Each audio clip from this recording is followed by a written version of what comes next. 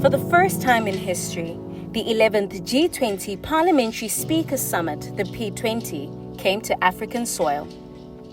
In October 2025, the Parliament of the Republic of South Africa welcomed more than 400 delegates from G20 nations, regional bodies, and international partners to Kleinmond, Western Cape.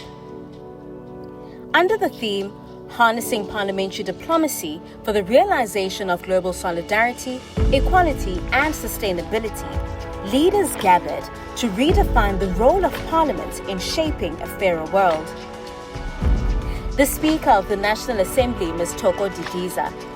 Your presence here affirms the value of parliamentary diplomacy, which is a vital tool for building bridges across borders as well as peoples.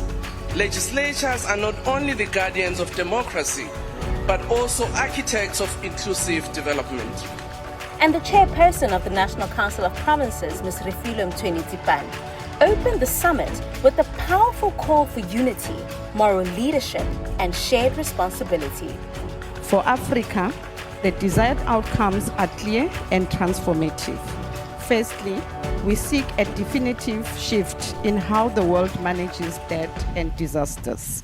Secondly, Africa demands to be an active player in the green energy revolution.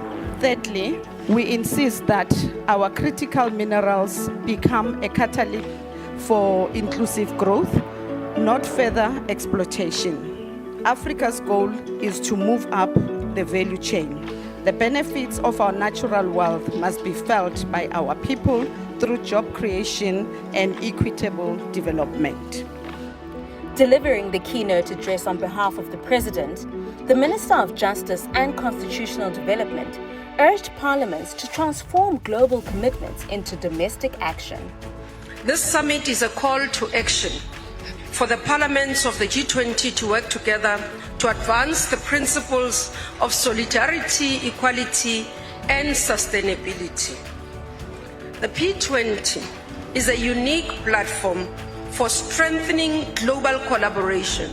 It is an opportunity for the parliaments of the G20 countries to exchange ideas, to network, and to contribute substantively to resolving the most pressing issues of our time. Over 4 intensive working sessions, delegates tackled the defining challenges of our time. 1.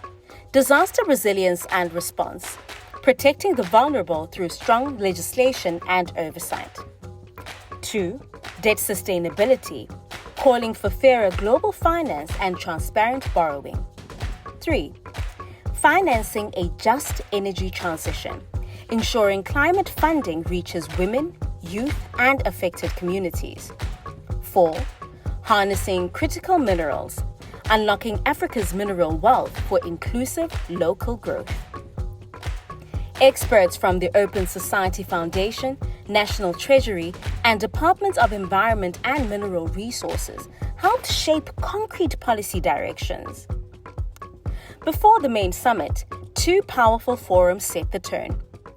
At the P20 meeting of women parliamentarians, delegates committed to gender-responsive policies in climate action, economic recovery, and disaster management.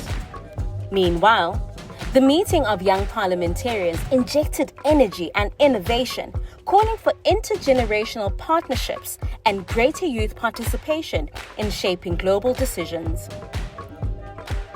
The summit concluded with the adoption of the Cape Town Joint Statement, a blueprint for collective action.